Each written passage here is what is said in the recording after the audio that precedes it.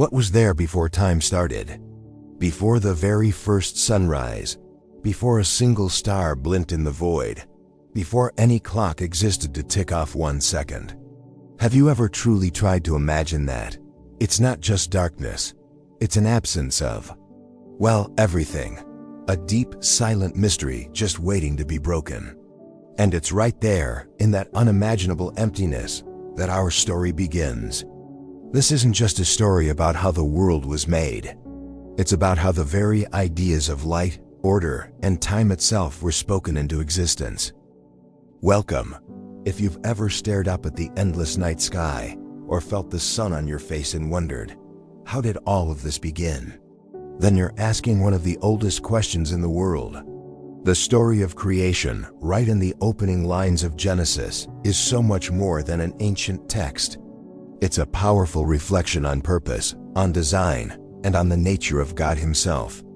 Today, we're going to journey back to that moment, before moments. We'll explore the creation of day and night, not as just a checklist of events, but as the deeply visual and spiritual story it is. It has a story that challenges our modern way of thinking and invites us to just be in awe for a moment. So let's go back, way back, to witness the incredible moment the first light shattered the darkness. And if this journey into the heart of creation connects with you, think about subscribing and joining us as we explore more stories of faith and wonder. The formless void. Before the first day, there was no before. Time hadn't been given its starting line yet. The scriptures describe this initial state with a hauntingly beautiful Hebrew phrase, tohu wabohu. We often translate this as formless and void, but that doesn't quite capture it. Tohu suggests a wild, untamed, chaotic reality, a wasteland without any shape. Bohu takes it even further, pointing to a deep and desolate emptiness. Together, they paint a picture not of empty space, but of a reality that was unstructured and waiting for a purpose. It was a canvas with no painter, a block of marble with no sculptor, an entire orchestra sitting in silence, waiting for the conductor to arrive. Imagine an endless deep ocean, not of water, but of pure potential. A darkness so thick it felt like a tangible thing. And in this immense, silent, formless state, something was already there. The text says, the Spirit of God was hovering over the waters. The Hebrew word for spirit here is ruach, which can also mean breath or wind. This wasn't a passive waiting. The image of hovering feels active, like a mother bird brooding over her nest, filled with anticipation, ready to impart life. It suggests a controlled, purposeful energy held within the stillness. This was God, present in the darkness, not as a part of it, but as the power over it. This is where it gets really interesting. God doesn't start with a perfect, clean slate. He starts with chaos. He steps right into the mess, the formlessness, the void, to bring out beauty and structure. And that tells us so much about who He is. He isn't a God who is afraid of the dark or the messy, untamed parts of our world or our lives. He's a God who moves over them, who hovers with purpose, ready to turn chaos into a cosmos.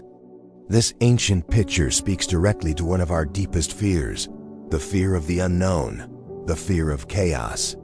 It shows us a God who doesn't just stand apart from the mess, but gets involved to bring about His plan. The stage was set. The darkness waited. The Spirit hovered. All of existence held its breath for the first divine word. The divine command in that silent, eternal darkness. God prepared to act. And how does an all-powerful being start the work of creation?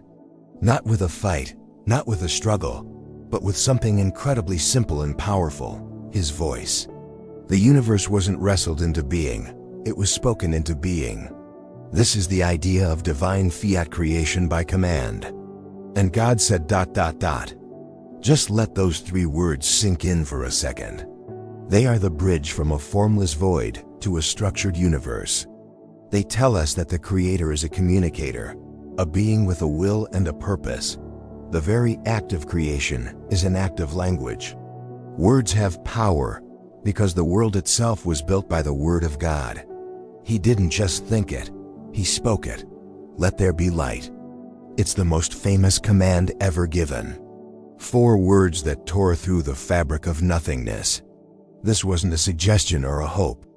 It was a declaration, and reality had no choice but to obey. Instantly, there was light. But what was this light? This is where the story gets really beautiful and mysterious. The sun, moon, and stars won't be created until the 4th day. So where did this light come from? It was light without a source, at least not one we can physically point to. It wasn't the light of a star, it was light itself. Some theologians believe this was the raw glory of God, His own presence piercing the darkness. It was pure, fundamental energy, brought into being by will alone. Having light before the sun is a powerful statement. In the ancient world, the sun was often the top god, the source of all life.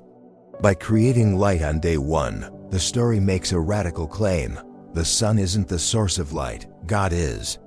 The sun is just a thing, a lamp that will be hung in the sky later.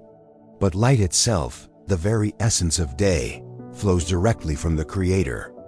It puts creation in its proper place, under the Creator, and dismantles any idea of sun worship from the very start. The darkness had been broken. A new principle had entered the universe. And God looked at His first creation, this pure and sourceless light, and saw that it was good. From the very first act, goodness and light are tied together. The separation of realms. So now, this brilliant, pure light filled the void. But it was constant. There was no rhythm, no cycle, just a universe that went from all dark to all light. That wasn't the final plan. Creation isn't just about making things. It's about making order. So the next act was one of organizing, of setting boundaries. The text tells us, God separated the light from the darkness. This is the first great act of ordering. Imagine an artist flooding a canvas with white paint. The next step is to bring in shadows and contrast to give it shape. God took the single reality of light and divided it from the darkness that was still there. He didn't destroy the darkness. He gave it its own space, its own domain, its own purpose.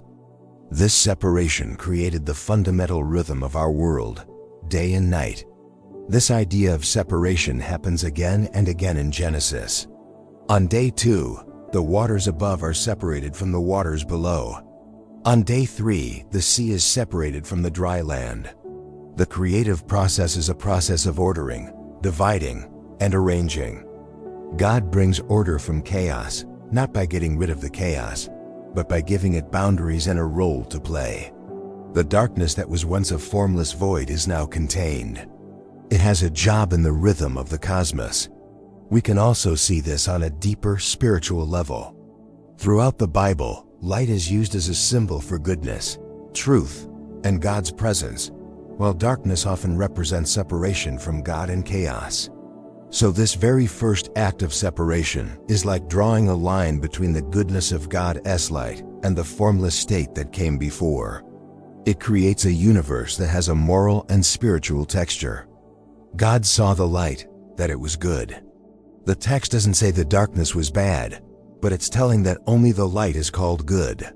This act of separation is what gives birth to time as we know it. Without the cycle of light and dark, how could you measure a day? This separation created the first clock, ticking off the moments of God's creative work. It introduced a pattern, a reliable rhythm that life could be built on.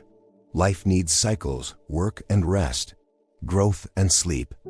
By separating light from darkness, God laid down the foundational rhythm that all future life would depend on, creating a stable, predictable world where His creations could flourish. The authority of naming. After separating light and darkness, God does something else that feels simple, but is incredibly profound.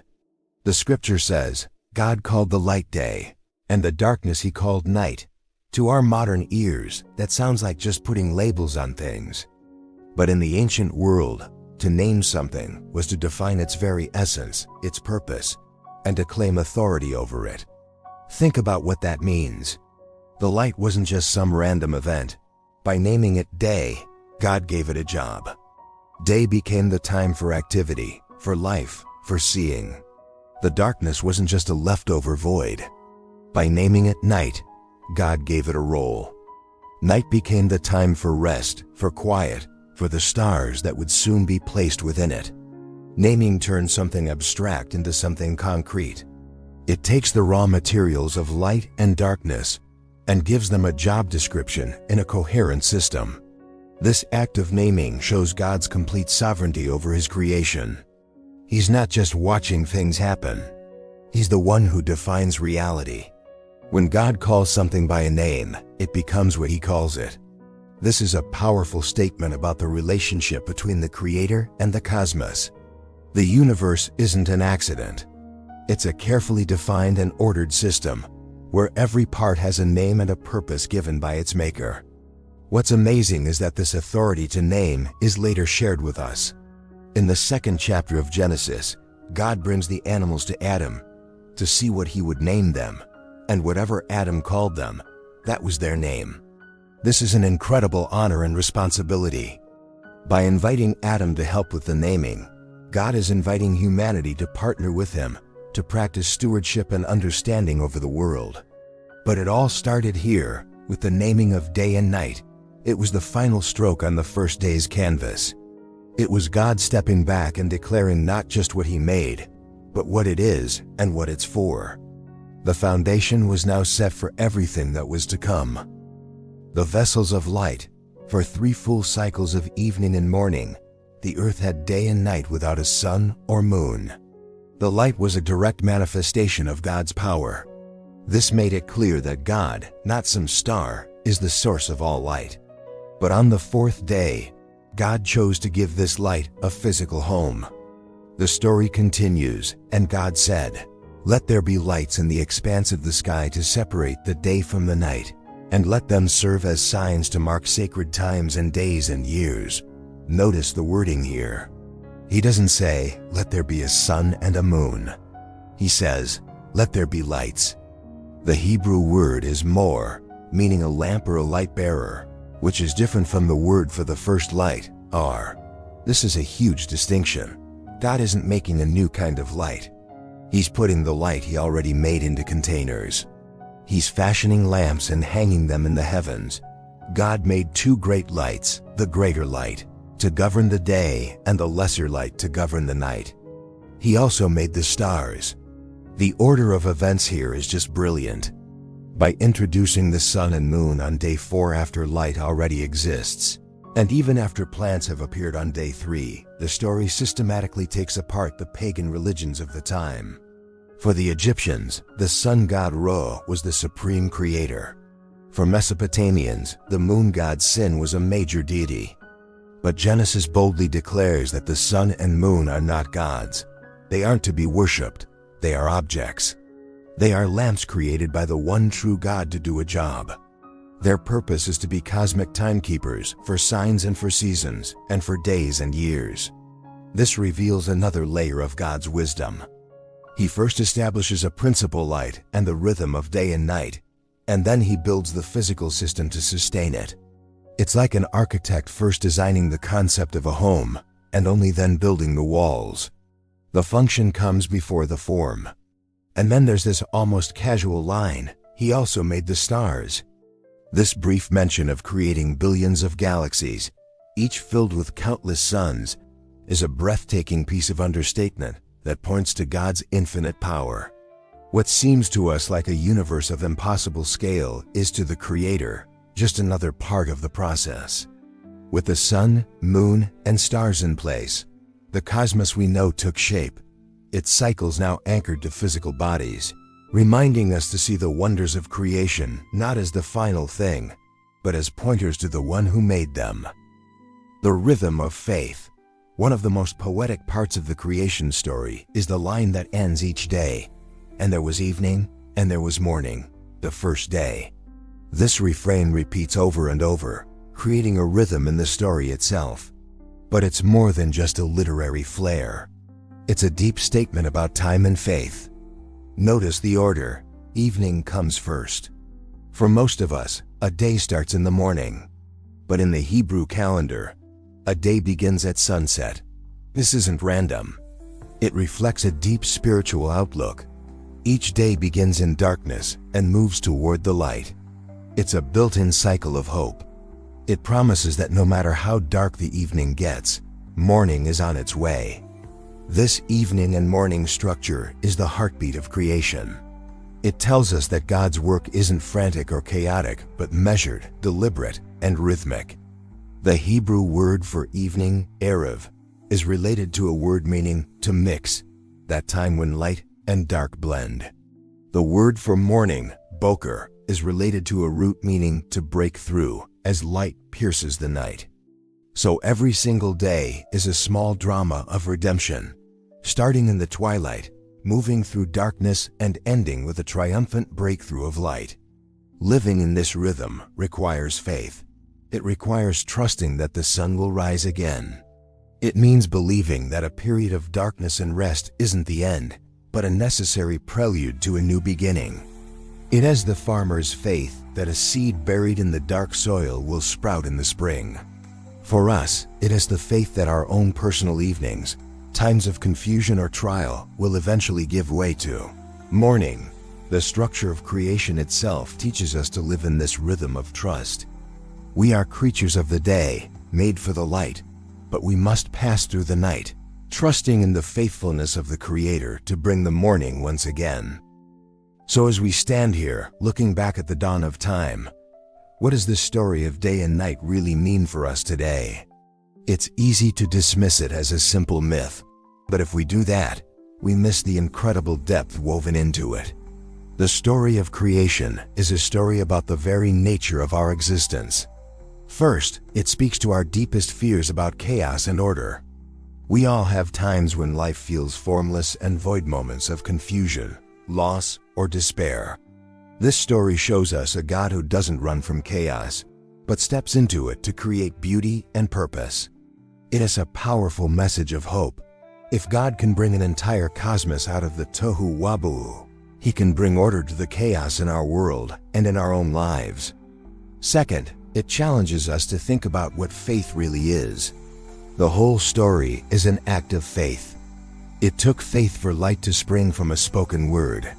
It took faith for a world to work without a sun for 3 days. And it requires faith from us to believe in a reality where the Creator is greater than His creation, where the sun is just a lamp and not a god. The story asks us, where do we put our ultimate trust? In the things we can see and measure, or in the unseen Creator who made them all? Finally, the rhythm of evening and morning gives us a blueprint for a balanced life. It reminds us there's a time for work and a time for rest, a time for light and a time for darkness. It teaches us to trust the process, to believe that new beginnings will come after periods of quiet waiting. In our non-stop 24/7 world, this ancient rhythm is calling us back to a more natural, more divine tempo. So the next time you watch a sunrise, see it as more than just the planet turning. See it as a daily echo of that first command, let there be light. And the next time you sit in the quiet of the night, see it as a reminder of the peace that comes from trusting the One who governs both the day and the night. From a silent, formless void to a cosmos alive with the rhythm of day and night, the story of creation is a powerful testament to a God of order, purpose, and incredible power. It's a story that starts in darkness but moves toward the triumphant arrival of light, setting a pattern of hope that echoes through our own lives. We've seen how God separated the realms, named them with authority, and set the great lights in the sky not as gods, but as servants to His design. The story tells us that after creating the light, God saw that it was good. Goodness is woven into the very fabric of our universe from its first moments. The light is good, the order is good, and this goodness is a gift, a foundation on which we can build our lives. What are your thoughts on this incredible story? Does the idea of light before the sun challenge or inspire your faith? Share your reflections in the comments below. I would genuinely love to hear from you. And if this journey has sparked a sense of wonder in you, please consider liking this video and subscribing to the channel. We're going to keep exploring these profound stories, looking for the deep truths they hold for us today. Thank you for joining us. May you always walk in the light